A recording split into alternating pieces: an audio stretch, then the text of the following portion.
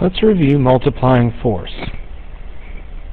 So remember, multiplying force, you have force out over force in is equal to area out over the area in.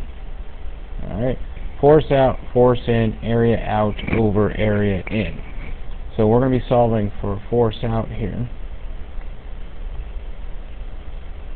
In that case, simple math, we're going to multiply both sides by force in. So we're going to be left with area out over area in multiplied by the force in, or the input force. Okay, so let's take a look at this problem here. It says if we have an input cylinder with a diameter of 1 inch, that's this guy over here, input cylinder, diameter of 1 inch, and an output cylinder over here that is 2.5 inches, we have a force of 250 pounds applied to the input. So that's our force in. What's the output force, and how far would we need to move the input cylinder to move the output cylinder 1 inch? So we got a multi-step problem going on here. What's the first thing that we always need to do is calculate the area, okay? So the area of the input piston, I'll call the IP. IP is the input piston, okay?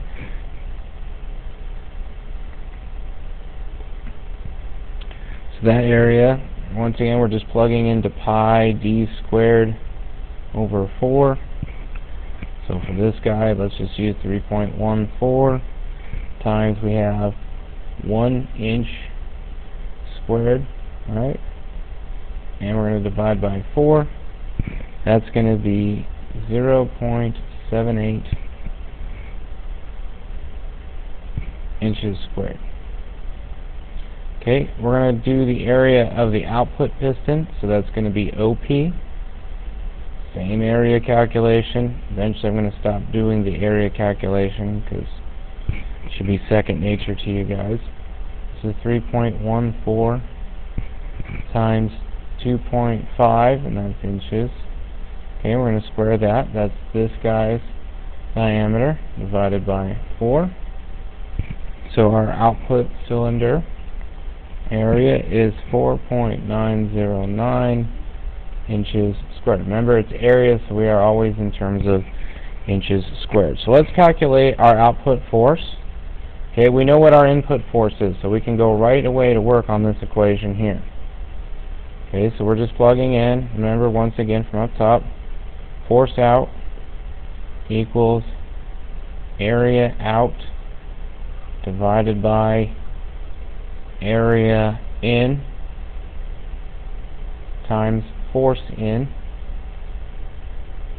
So we're just going to substitute right into this.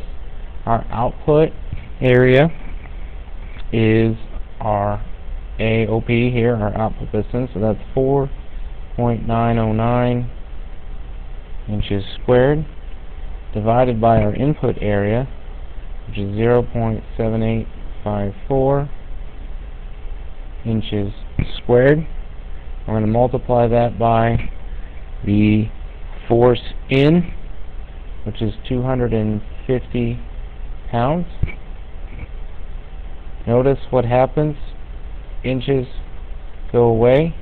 You cancel out when you do the multiplication. You should get 1563 or 1,563 pounds. So that's our output force. Now, we want to do our input distance. Okay, so what we learned before, distance in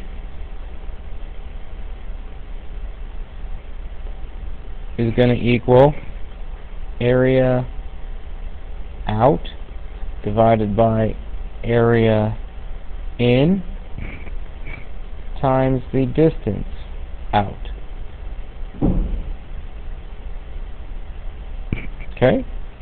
Well, we already have our areas calculated, and we know up here our output distance is this guy right here. We want to push it out 1 inch, or we're using 1 inch.